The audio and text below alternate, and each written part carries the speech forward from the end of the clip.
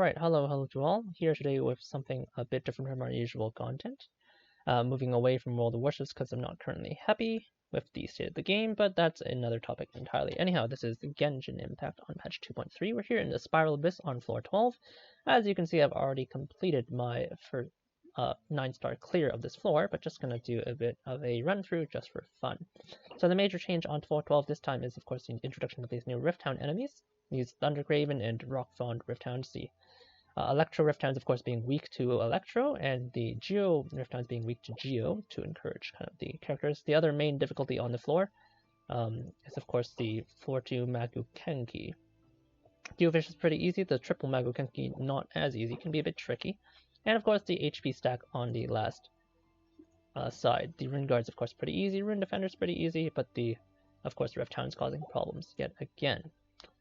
So, gonna clear with the same teams I used to clear on the first day.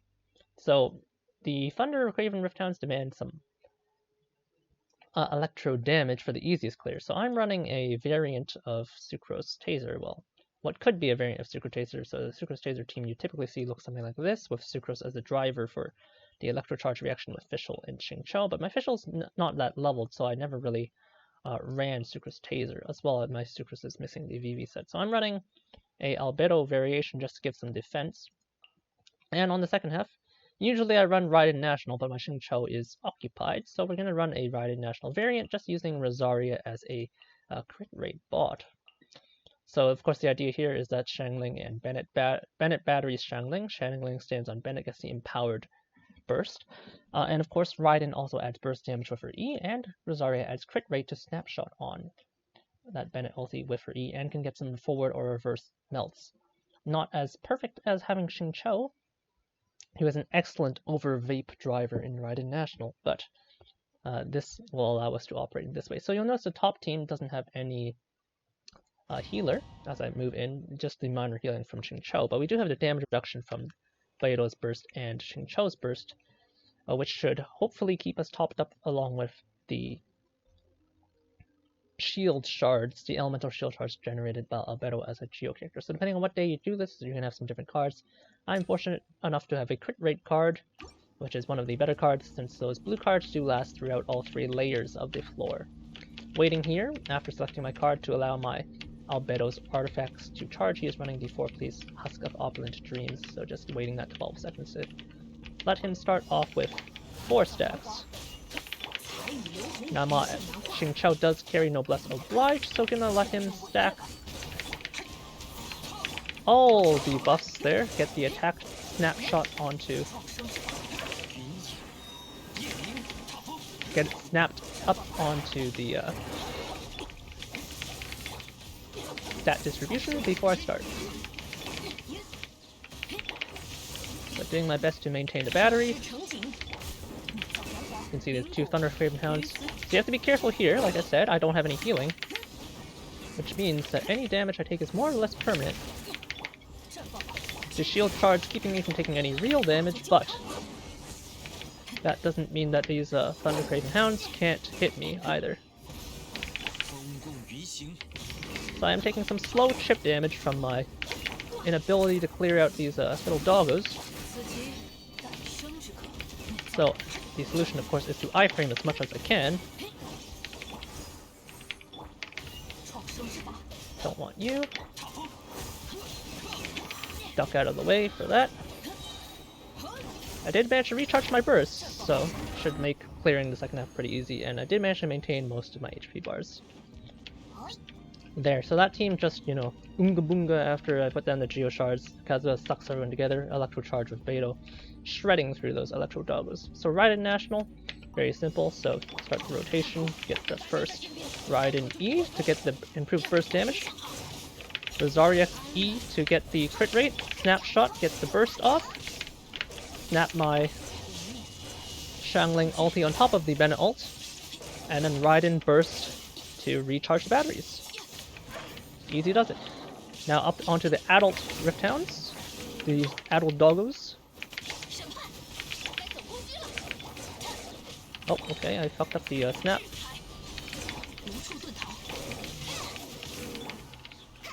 Gonna try and get my Xiangling ulti charged again. Okay, I didn't quite manage to snap it, but I still have a minute to go. So I'm just going to take my time, honestly, and recharge my bursts. The Magokenki floor is definitely one where I want to have my bursts ready at the beginning of the floor. That looks like I don't quite have my Xiangling burst ready, so it's going to be a bit more difficult.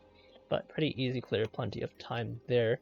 As you saw, the Rift Town is giving me some trouble, but even without Xingqiu, the national team, of course, especially Raiden-National being a very easy to pilot team, just rotate through your bursts.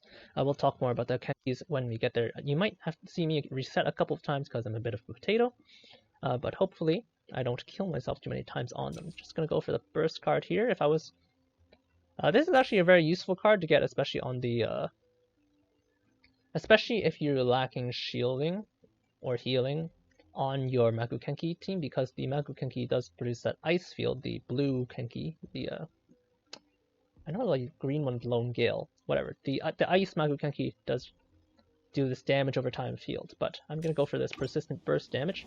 So this team, like I said, lacks permanent healing outside of Xingqiu. Just waiting for my Albedo pieces to charge again, but on this half, of course, the two Geo Bishops, you really shouldn't be taking any damage as long as you have a semi-well-built team, either.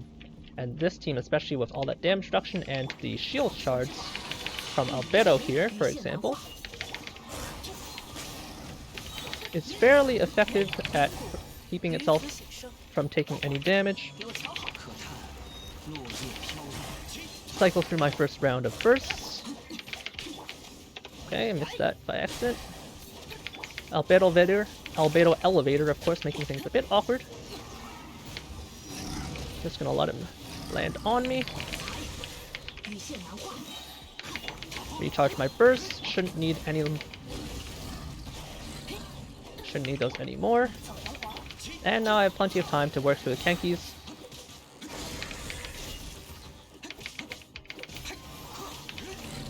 Probably could have switched characters and just gotten a Beidou parry off to clean that one up, but feeling a bit lazy.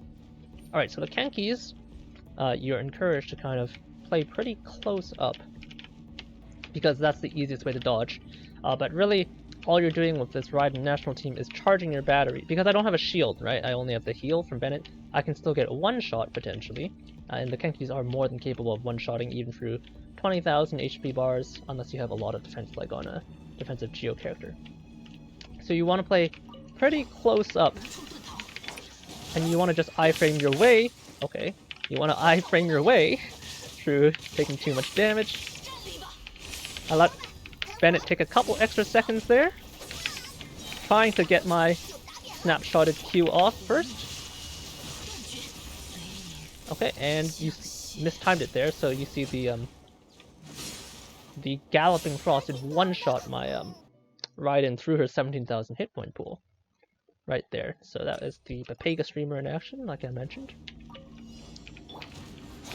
So you want to play up close, but in spite of that, you do have to watch out for not letting yourself get completely crapped on by the damage. So you just basically want to iframe your way through it. Of course, you want to do it a little better than I did, because the way I did it, I, well, didn't time it properly, and I got completely pepega clapped. Oh, still plenty of time on that.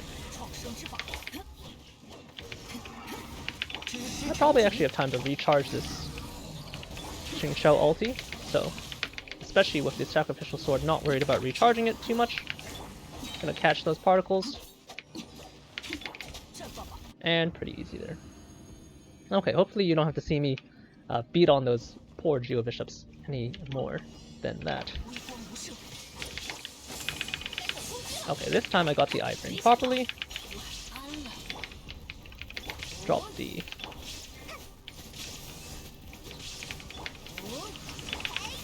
Alright, get the iframe. Now I'm standing on top of the ice field, so you'll see me taking damage over time.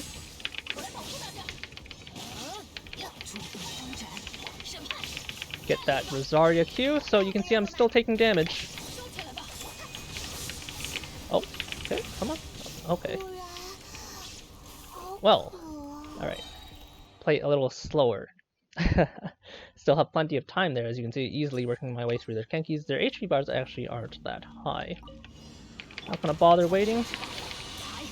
I accept my fate.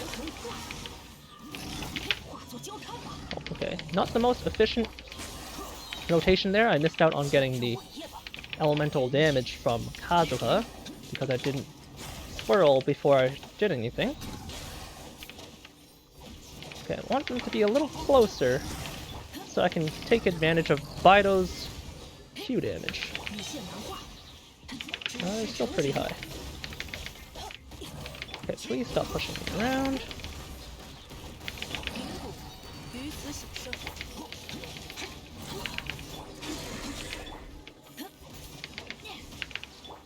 Catch these particles on Xing. Uh-oh. Alright, wasn't quite able to preserve Xingqiu's burst, but that's fine. We'll get it back.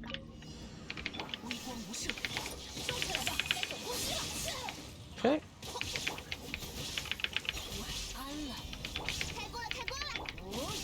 Gonna try and get that Xiangling burst. Oh gosh. Okay. Didn't quite get enough energy particles there, so gonna have to manage that one a little better. Getting interrupted on the...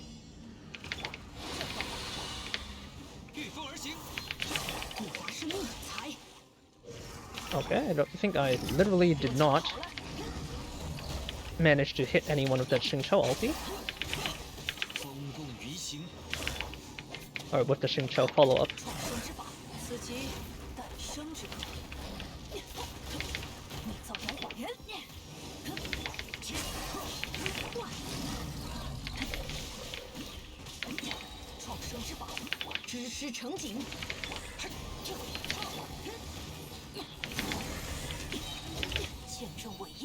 Trying to make it so that if I have to take damage, I do it with Albedo, because he has that really high defense stat, of course, which means the elemental shield shards, even though they provide relatively minor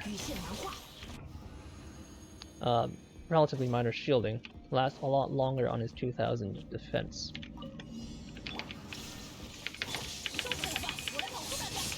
Okay.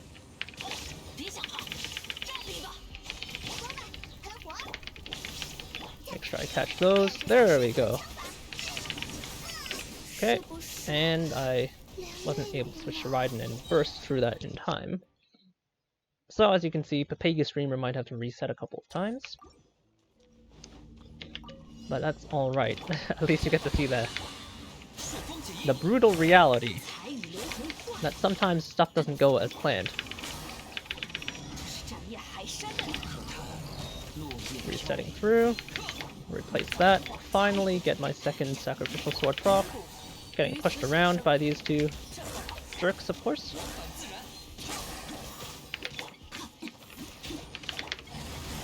Okay, I don't know how that wasn't a proc.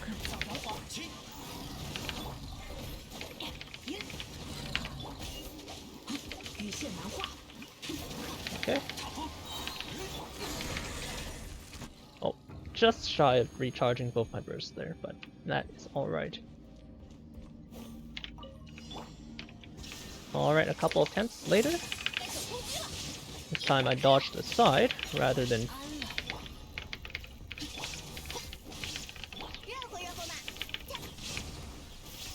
Alright, come on. Alright.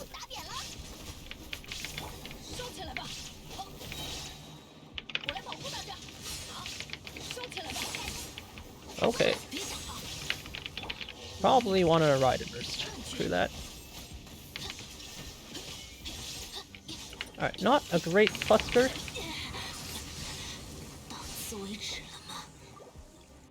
Wasn't really happy with the grouping there. Probably should have just accepted it because I had plenty of time, like I said, but it is what it is.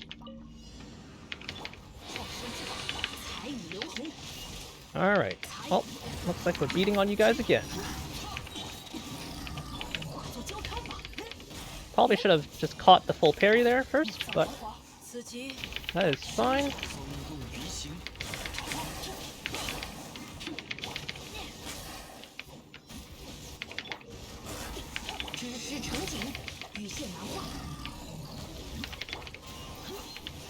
Alright, come on. Come on.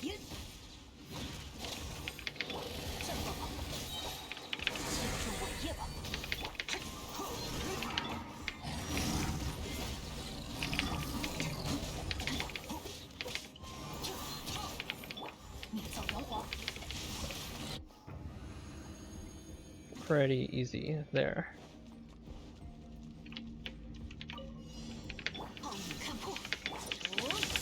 Q. Pretty nicely clustered though. And you can see me making use of the iframes to get through. So as soon as you see the ice guy going through, very nice cluster this time here. Okay, my Raiden almost died, you saw? Okay, my Rosaria did die.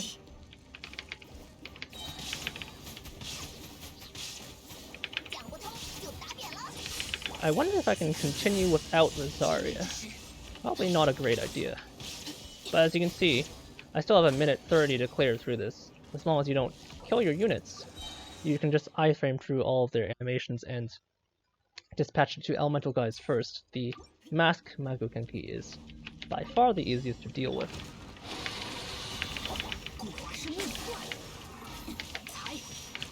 It's taking me about 20 minutes of resetting so far. Not the greatest, but you can't always get what you want. Make sure I auto in between to get some discharges off. So I land, should have Xing's Q back up. Trying to make sure I catch the energy particles on the right units. Get that perfect parry. And dispatch.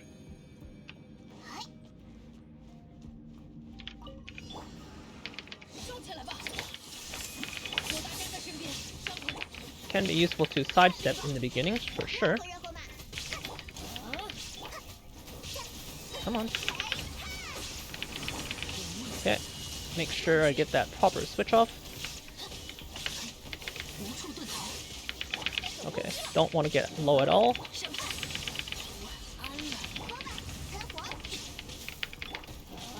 Make sure I get that charge. Come on.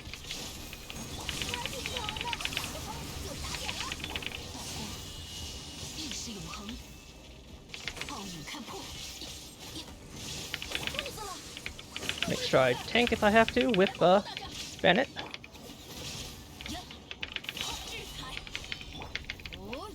Okay, he's alive, letting myself heal.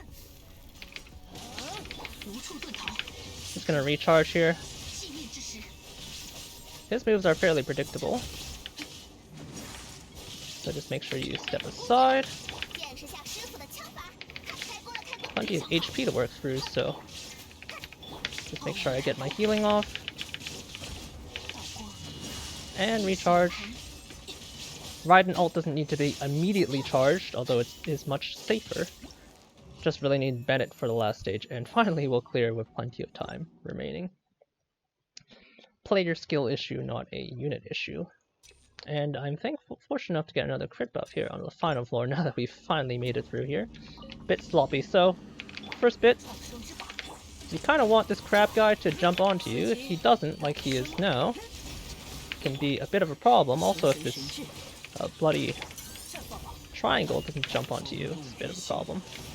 Okay, I really do need this crab to move, so if this crab doesn't really move on, you're going to get a bit of a scuffed run, especially when you have a weaker team on the front half like I do. My Raiden-National team, in spite of missing Xing, is still definitely stronger than this team, so just reset, it's scuffed. Happens. We accept this. Stack all my buffs, stack my AoE. Now normally you would rail on the triangles, the little Doritos, rune cruisers.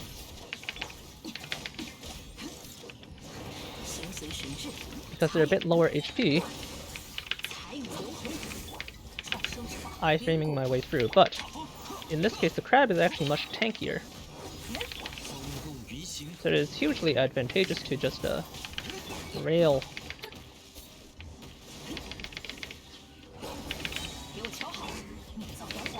on the crab instead and just let the AoE, in my case.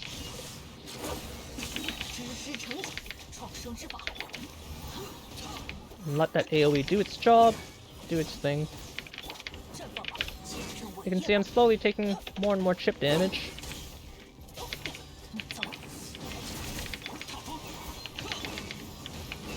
Almost out of HP on Kazuha. Running pretty low.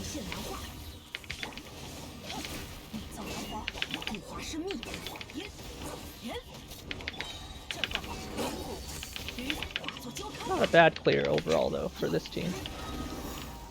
That AoE allowing me to run through, and I was autoing the air, but Xingqiu's swords are heat-seeking per se.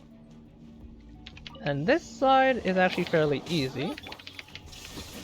And I'll let my Raiden catch those particles actually. Oh.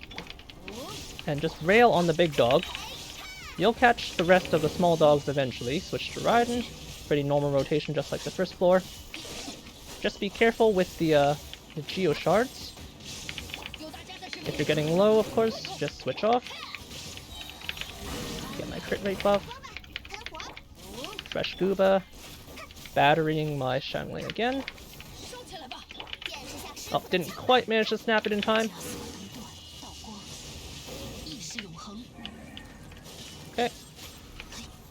Oh, nope, don't let Raiden die, because that is my burst damage, but 40 seconds to clear this out should be plenty of time. And of course, Bennet is battering. In this case, battering himself. Gonna wait for the reset, actually.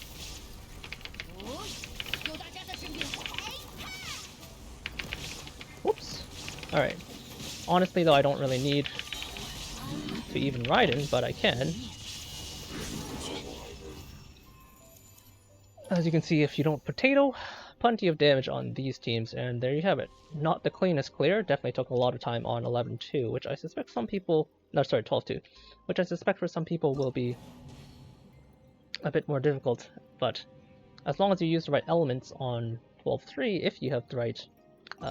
if you can meet the stat requirements, obviously, it's not too bad. So before we go, I'll just show off, I guess, the units.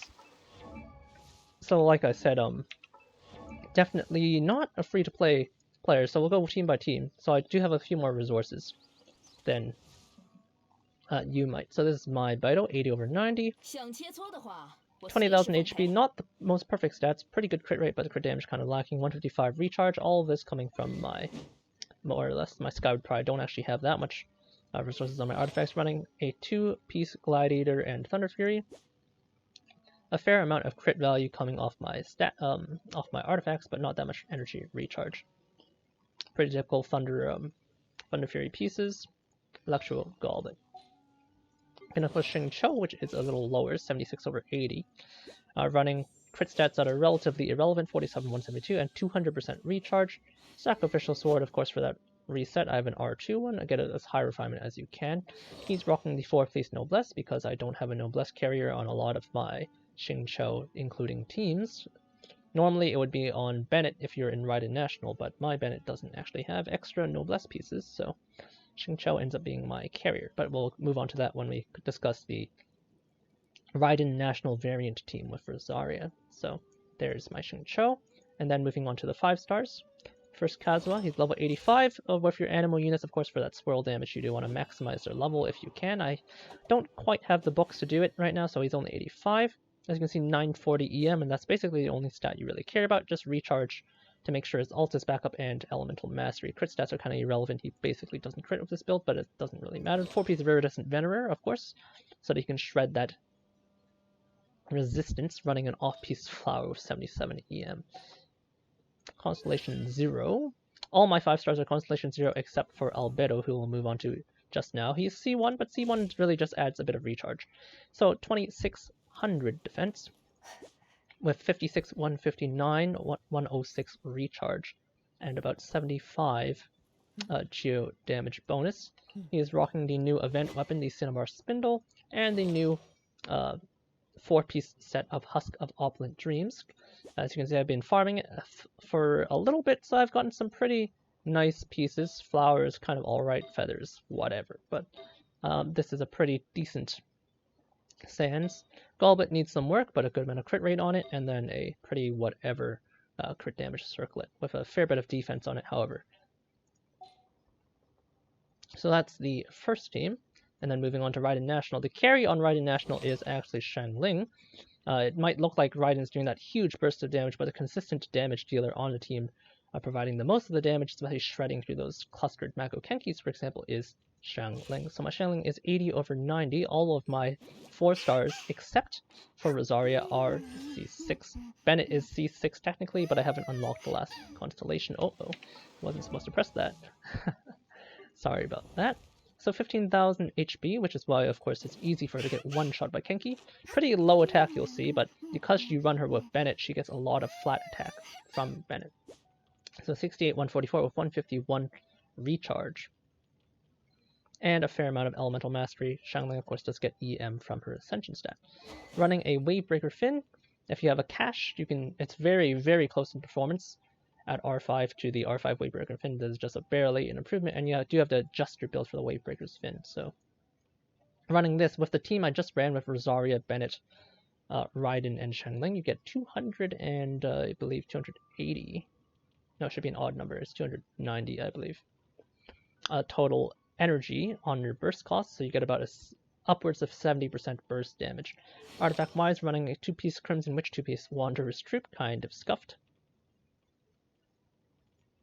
And of course, because I'm running that attack weapon, I'm running an energy recharge Sans in order to make sure that I have enough energy recharge on Xiangling. Usually you want between 140 to 180. And then moving on to Rosaria, of course, as I mentioned, she's only C3. She is more of a crit bot on this team. 73, 103 with 152 recharge. Just using her for her ability to amplify a crit rate. So you E first to increase your own crit rate, and then when you cast your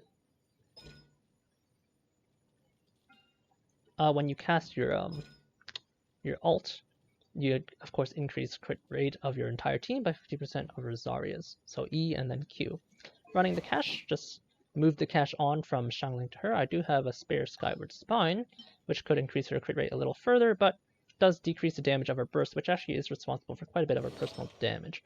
Running a 4-piece Noblesse Oblige, because as I said, my Bennet, who would normally be the Noblesse Oblige holder, doesn't have pieces. 6853 inherited from her artifacts, so a fair amount of crit on her artifacts there. Then moving on to the lone 5-star on the Raiden-National variant team, my Raiden Shogun's 80/90, 2600 attack thanks to her signature weapon, overall stats 59, 116, so still working on her full build, 250% recharge, and a relatively low electro damage bonus. That is because I'm running an attack goblet thanks to her talent, which converts energy recharge into electro damage bonus. So weapon-wise, it's an R1 Engulfing Lightning. Cache, of course, is actually pretty close, so if you didn't have an Engulfing Lightning like me, you could move the cache onto Raiden and then just give Rosaria a Favonius Lance, which is also a pretty valuable weapon on her as well. She is, of course, just acting as a battery really for Xiangling and a crit bot, so the Favonius Lance is also a very viable weapon, and you tend to stack crit rate on her, so you have an easy time proccing it. I just don't have mine built. But anyway, back to Rosaria. Engulfing Lightning, 4-piece Emblem of Severed Fate, like I said, and we have an attack Sans and an attack Goblet, thanks to that talent. Not the most perfect pieces, a lot of recharge, not that much crit stat. I would prefer to balance it a bit differently, and I have this cringe attack Goblet with 79 elemental mastery, which is a bit suboptimal, let's just say. Not the most perfect crit circlet either. And last but not least, we have the Pyro Archon himself, Bennet. So my Bennet is 70/80, pretty low level to be honest. 21,000 hit points to keep him from getting one shot running an HP Sans. 33/148. Alright, Bennet, stop talking. 33/148 with 215% recharge just to make sure that ult's always up. Rocking the Festering Desire for a bit of extra ER and a bit of extra damage. Bennet can actually hit fairly hard. if you run an attack Goblet, or attack Sands. But as you can see, pretty scuffed set, just running kind of whatever stat pieces for him to get him up and running. So HP's Crimson in this case. So nothing too impressive. These are kind of just hand-me-downs, just spamming energy recharge basically, and getting some HP where I can. Honestly, I should be looking for some more HP rolls, but you can see it's a very copium crit damage circlet with 1000 flat HP. So sometimes things don't work out. Just is how it is. Might actually switch over to this one. Has even more crit rate. Has some extra recharge. Alright, cope. Well, I adjusted my stats a little, but for the run I had that crit circlet. But yeah, there it is. I should go over my talents, I guess. Pretty much just bare minimum. I maxed the talents that I need, so for Raiden-National, for example, Xiangling has a maxed out burst, but nothing else. And then Rosaria is only, I believe, 188. She just has the constellation there. Raiden, as you saw, just has the burst maxed. And my Bennet doesn't even have his talents properly maxed. I should have these at higher level, both his E and his Q, but it is what it is. And then Beidou has her burst maxed, or almost maxed, level 9, with the constellation. Xing still working on that, need to put up his burst as well. Kazuha 888. And Albedo 196. So yeah, that was it. I hope you enjoyed my scuffed streamer Spiral Abyss run. It's something a bit different from our usual World of Warships content, but it's good to take a break. Hope you guys are all doing well for the winter season, and I will catch you all later. I'm not sure if I'm going to continue doing this content. It's a bit hard to commentate on top of Spiral Abyss while in the actual run. Also, it's kind of embarrassing letting you see how many times I scuffed the run, but I guess it's more amusing that way. Let me know what you think. Anyhow, I'll catch you all later, and I hope you have a great day. Cheers.